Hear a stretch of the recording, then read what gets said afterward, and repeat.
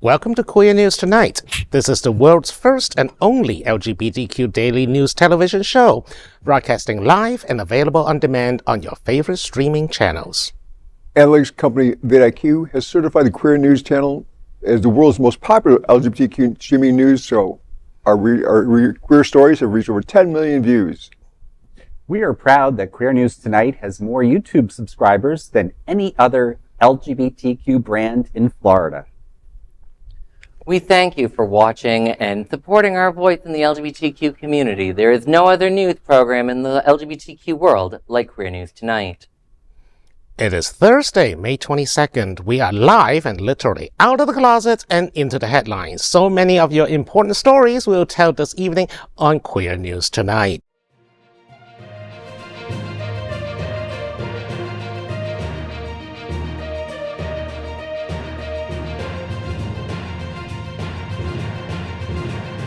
You're watching Queer News Tonight, the world's first daily LGBTQ evening news show. Welcome to the world's most important LGBTQ evening news show. Hotspots Happening Out Television Network is a nonprofit 501c3 media company in the same model as PBS, NPR, but designed for the LGBT community. Our nonprofit mission is to support the 11 pillars of the LGBTQ community. We want to inform and educate the key issues of lesbian, trans, Latino, Black, healthcare, seniors, students, faith, social justice, business, and queer culture. Help us support our diverse community. We are part of one of the largest LGBTQ nonprofit media companies in America, Hotspots Magazine and Happening Out Television Network. In 2025, our magazine is celebrating 40 years of the LGBTQ experience. And Queer News Tonight is celebrating our 5th anniversary with more than 10,000 LGBTQ television stories. We'll produce the 25th anniversary of our Stonewall Pride Parade and Festival on June 14th. We present Pride Fed on August 9th and Pride Fort Lauderdale Parade and Festival on February 14th on Valentine's Day. Our magazine, events, television news, and talk entertainment shows support our mission to educate the LGBTQ and broader community. In 2025, more than 100 community leaders will sit at this table and share their voice as our anchors. Together, we host the show to support the LGBTQ community. Let's meet today's anchors at Queer News Tonight. Let's welcome anchor Reverend Robert Hadley. Robert is the deacon at Holy Angels National Catholic Church and secularly as a health educator with Broward House.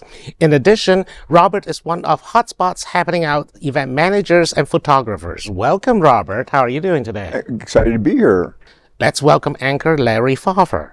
Larry has over 20 years of experience in human resources, acting, film, radio, TV, live events, parade float design, and production and casting. He is also a board member of the West Side Association. Let's welcome anchor Alex Morash. Alex has served as editor-in-chief of Options magazine, media director of the National LGBTQ Task Force, and press secretary for the Florida Democratic Party. Welcome, Alex. How are you doing? I'm doing well. I have been having too much fun reading Jake Tapper and Alex Thompson's new book, Original Sin. If you have not read it, people, and you love gossip, political gossip, take it in. I can't stop reading it, honestly. And of course, let's welcome tonight's lead anchor, Dr. Bobby Huen. A world traveler and well-versed in global affairs, Bobby provides an international perspective on current events, a PhD in conflict resolution. Bobby is a certified civil and family mediator and the founder of BH Conflict Resolution Services. Welcome, Bobby. How are you today? Thank you, Larry. I am fantastic. I'm doing some spring cleaning. Well, I mean, it's a little late to call it spring cleaning, but, otherwise I'm doing well. Great. Now, let's dive deep into this big LGBTQ story for today. I'm Bobby Huen, and let's queer up the USA view. Conservative hypocrite Jerry Falwell Jr. cashes out in Miami sex scandal aftermath. Jerry Falwell Jr., the anti-LGBTQ+ evangelist once hailed as a rising star in conservative circles, is walking away with millions of dollars after years of controversy at Liberty University. Falwell Jr. served as the president of the Virginia-based Christian college, founded by his father, Jerry Falwell Sr., in 1971. During his tenure, starting in 2007, he grew to the school's influence and its bank accounts among conservative evangelicals. But it all came crashing down in 2020 when a bizarre sex scandal involving Falwell, his wife Becky, and a Miami pool boy became national news. Back then, Falwell shocked the internet by posting a photo with his arm around his wife's assistant, his pants unzipped. And then came Giancarlo Granda's revelation, an affair with Becky Falwell, allegedly with Jerry watching.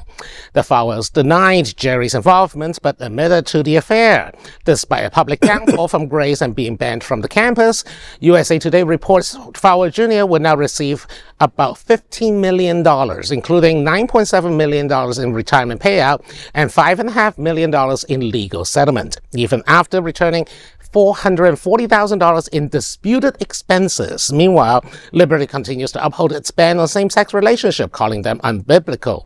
Yet the man who once preached those rules has admitted to breaking them, and more. The school and Falwell now say they both, quote, regret the lengthy and painful litigation, end quote, and have agreed to move on. Falwell called the settlement's outcome very pleasing. For many in the LGBTQ+ community, it's another case of public hypocrisy where anti-queer rhetoric masks personal contradictions.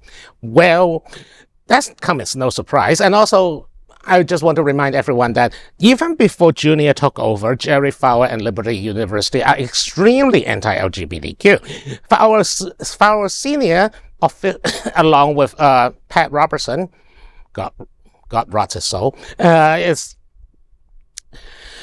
both went on TV to say that gay people caused 9/11. I don't know if anyone remember that, but yes, they did say that. They say gay people caused 9/11, and afterwards, and so for me, that's no surprise. And the fact that he is a cuckold who wants to enjoy his wife having fun with other younger men. I'm not kink shaming.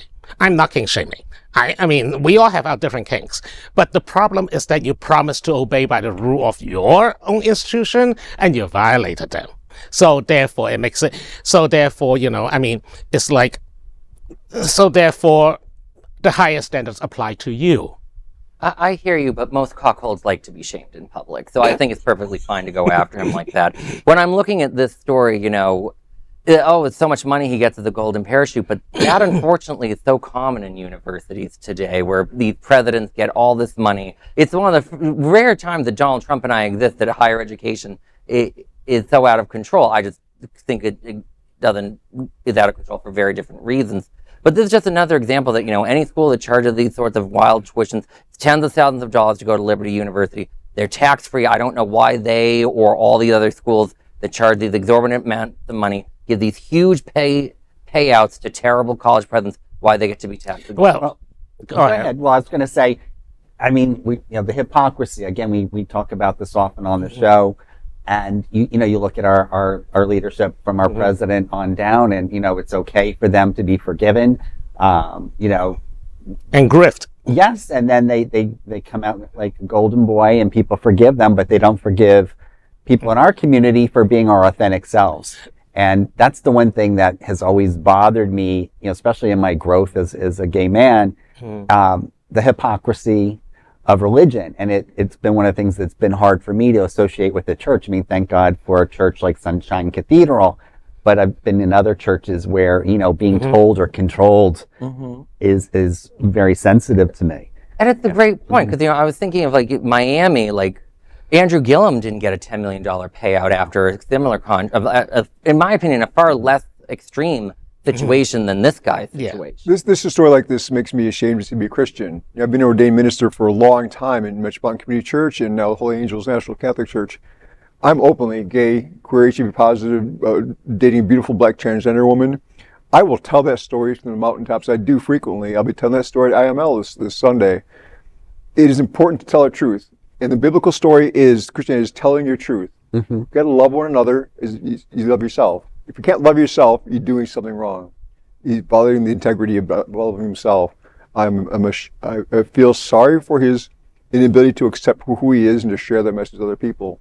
It's about loving yourself and respecting yourself. And for me, that's worse than like any kind of like higher education institution too, because he's literally the definition of Nepo baby. His father created the university and then he inherited the throne. This is not about marriage at all. This is not about how his skill of administration. This is not about his screwed up, or otherwise he's running the university just fine. He has led has corrupted the structure of the university. He has corrupted the institution by essentially purchasing random buildings and have disputed expenses, which is very generously called it. He just used Liberty's money like his own piggy bank.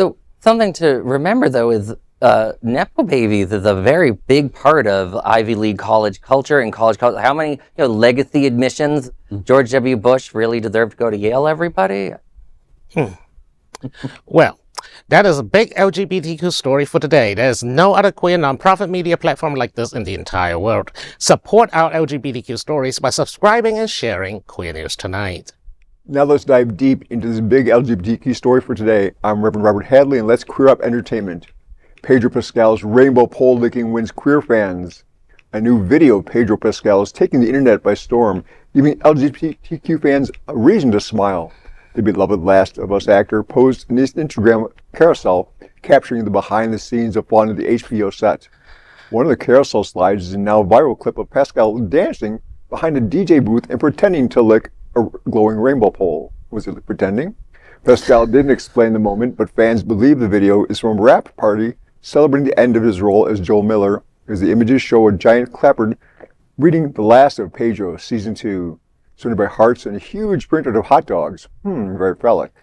Clips of this moment have racked up hundreds and thousands of views across platforms, with fans calling him cutie pie, at least.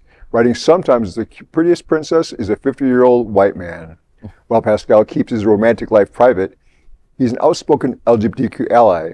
He has called out J.K. Rowling's anti-trans comments as a heinous loser behavior, and has publicly supported his transgender siblings. For the fans of The Last of Us, Pascal's time on Last of Us has wrapped up. The showrunner, Craig Musin, says the series could have continued for 2 more seasons. Well, cutie pie is an understatement. He's adorable. And who cares if he's licking a pole? It's image. It's all about image. People want to believe what you want to believe. Would it have a rap party? Stays at a rap party. There you go. Yeah, he has a nice rugged handsomeness, and anybody who speaks out against J.K. Rowling and her anti-trans behavior is great in my book. Exactly. Anyone who yell at J.K. Rowling is my friend. Yeah. That should be a bumper sticker, because J.K. Rowling really is scum of the earth, honestly. But Pedro Pascal is the exact opposite. He's this sweet thing. It's fun to watch him lick rainbow LED thingies. I don't know where you get them. Probably on Amazon. We should get them for our next party. Actually, he is also, like you said, he is actually very fierce about protecting his trans sibling. He has a trans sister, and well, that sounds like electronic component. But he also pioneered wearing that Protect the Dolls t-shirt in the award show. The dolls referring to trans women. So, I love it. Yeah, so there are, trust me, there are a lot of imitators out there wearing that shirt now, but the theme is the same, so I support the message. But it's nice to see a positive story about someone doing good, looking good in the community. And having a master's in psychology, Freudian comment about hot dogs, there's something to be said about that. Now on a hot dog. That is a big LGBTQ story for today. There's no other queer nonprofit media platforms like this in the entire world. Support our LGBTQ stories by subscribing and sharing Queer News Tonight. Now let's dive deep into this big LGBTQ story for today. I'm Larry Farver, and let's queer up South Florida and Florida. Florida school denies trans graduate his chosen name. A Florida school district is under fire for refusing to honor a transgender student's chosen name at his high school graduation. Charlene Barger says her son, a student at Escambia Virtual Academy, is set to graduate on May 27th. The school is in conservative Florida Panhandle and Pensacola. This is the same congressional district of former Congressman Matt Gaetz. Yes. Yikes. School officials have insisted on using his dead name the name assigned to him at birth, despite Barger's request to respect his true identity. When Barger approached the school's director, Lisa Morgan, asking them to use her son's affirmed name, she was told it would violate district policy and be, quote, a big hassle, end quote, claiming other students might want to use inappropriate nicknames.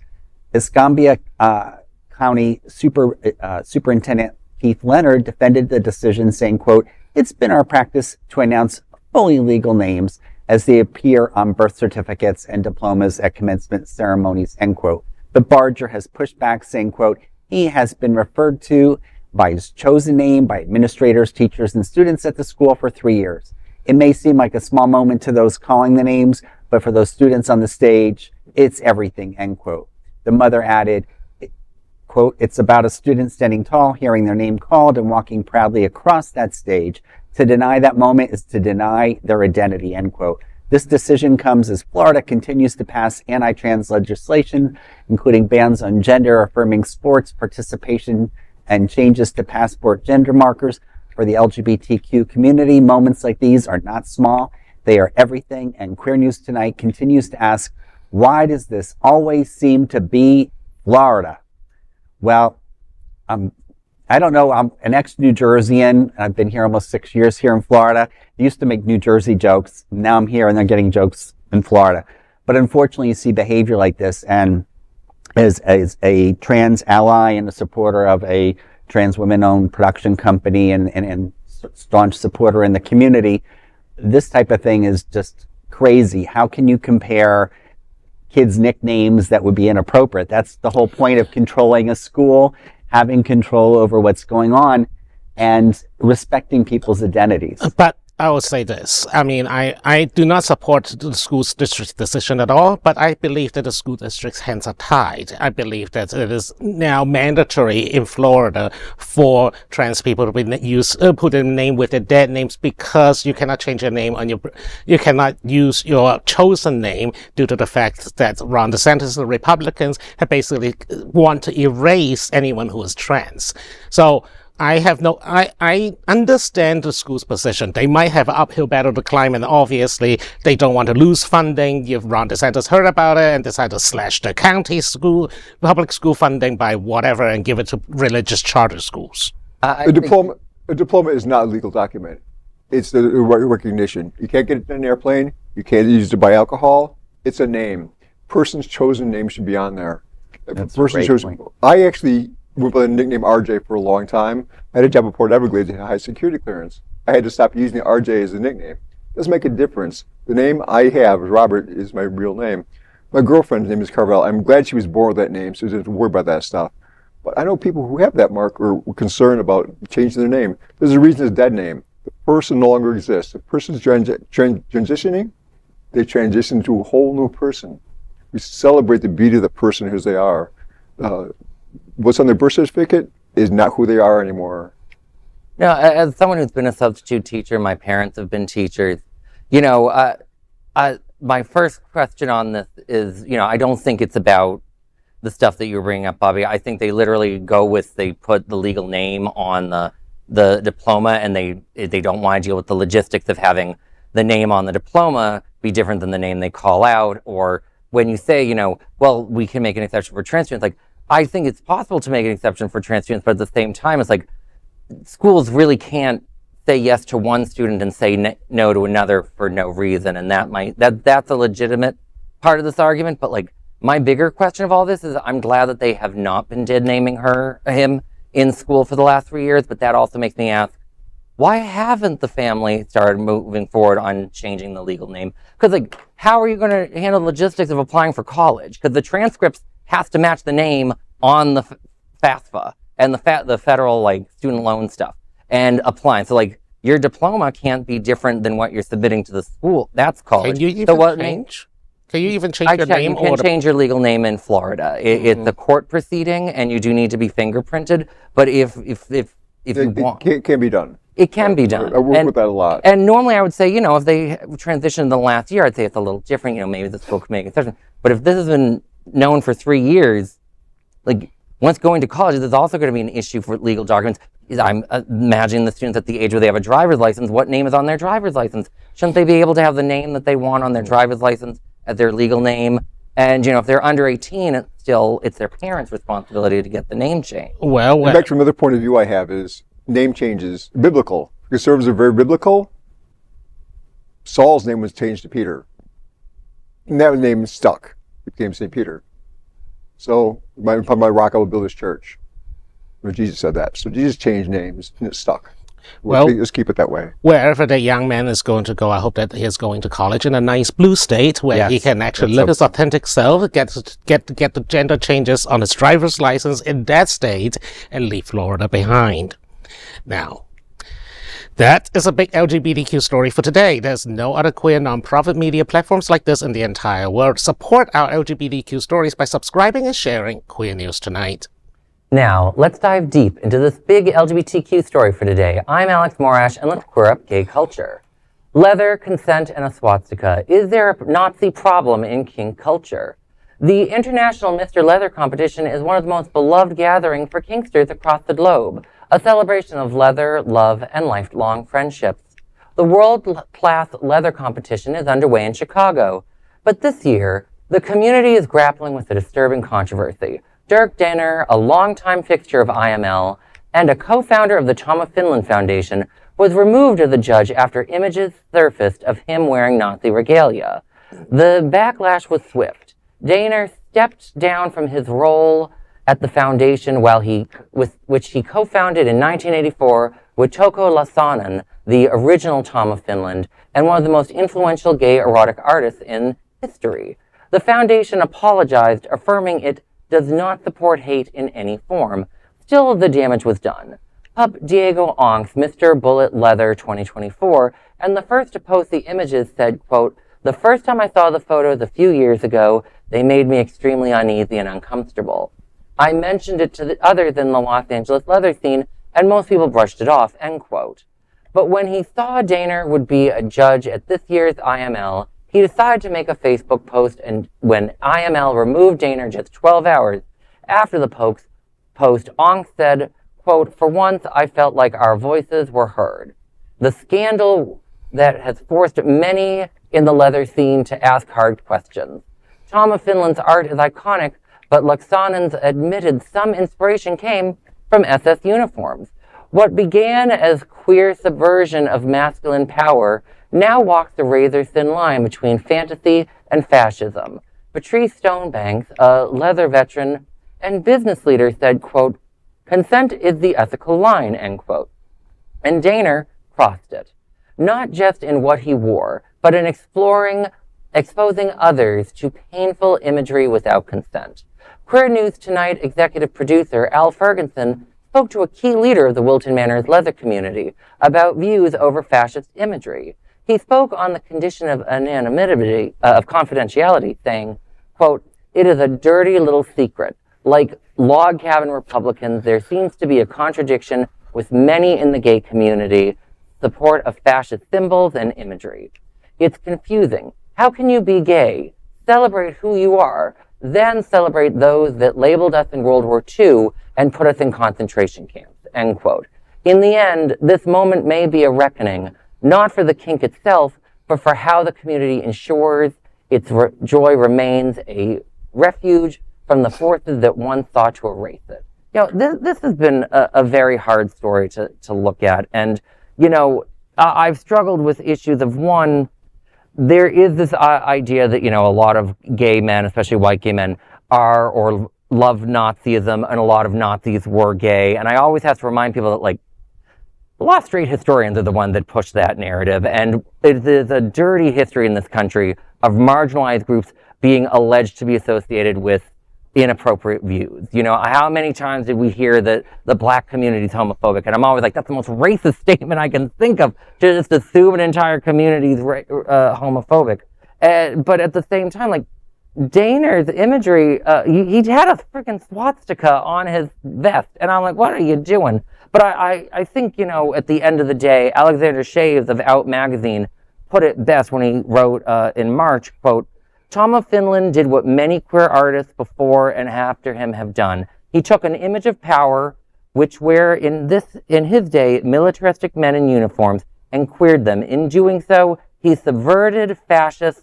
Subversion and glorification can look similar, but they are profoundly different. And I think that hopefully is what most of the kink community and leather community is about at the end of the day. I mean, there's no escaping the fact that as someone who dabbled in that community, there's a sort of like we like the aesthetic of it. The leather, the uniforms. I mean, uniform is one of the more popular kinks, from nurses' uniform to cops to whatever. So, clergy. I try not to do that. I try not to think that I'm going to burn in hell while I'm doing it. But the aesthetics is the point, not the. I mean, should Dana be wearing what I assume to be like collected antiques from the 1940s and parade them around? No. I mean, for God's sake, have some self-awareness. You like to collect Nazi memorabilia? That's fine. Keep them at home, please. Well, and it's, popular culture. You look at, some of the positive sensual imagery of Tom of Finland. Mm-hmm. But I agree, once you start popping swastikas in, it's in bad taste, especially when you think about how our community suffered, along with many who perished during the Holocaust. I wanted to add too, you look at, okay, there's a fine line. There are times where I'm channel surfing saying, God, I'm paying over $300 a month for my cable, and Hogan's Heroes comes on, and you have to look at that late 1960s show, and it's a comedy about people in a POW camp run by cartoonish Nazis. Yes. So, again, I think it depends on the context you're looking at. Mm-hmm. But I think we have to be sensitive all around. I mean, there's hypocrisy in every community, and including ours. I think we just have to make good choices.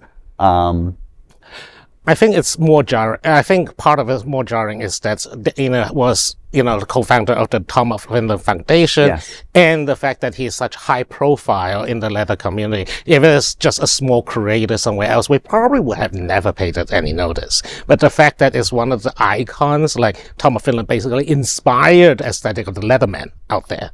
So for him to trot out this stuff, the memorabilia, that seems to be a little jarring. And you look at historically in our society, and if anybody has one of these cars, please forgive me, because I love them. But you look at some of the beautiful European cars that are considered luxury cars, and I won't mention them by name, but there was a time during the war that they had people from the camps helping manufacture them as slave labor. Most German, like yes, Volkswagen and a bunch of others were started during the German Nazi regime. Yes. So, we have to be careful about, like, are we going to say that those companies are no longer acceptable? But I go back to that subversion versus glorification. Yes. And, like, I don't think the Nazi regime would like Tom of Finland's imagery. I don't think so either. His would be labeled degenerate art by that regime. I want to add something to this. I know a bit of the history of IML, and it has grown and matured over time. It started as a bar contest. It started just as a bar contest to get people into a bar in the Gold Coast on a slow day, and grew into what it is now. I recall sitting in, I've been involved in IML for several decades, sitting in the lobby of the hotel with Chuck Renslow, saying, the old guard has changed. The younger kids are looking at things different than we did. How they respect people is different. Let them change. Let them take over now. At one point in time, the Nazi symbolism would have been perfectly respectable. Now, as we've grown and matured, it is not appropriate. I will be at IML this Sunday preaching at a service. A lot of other folk are very spiritual. I'm also involved with MCC besides Deacon Church. And I will address that issue of respecting each other and how we live with each other.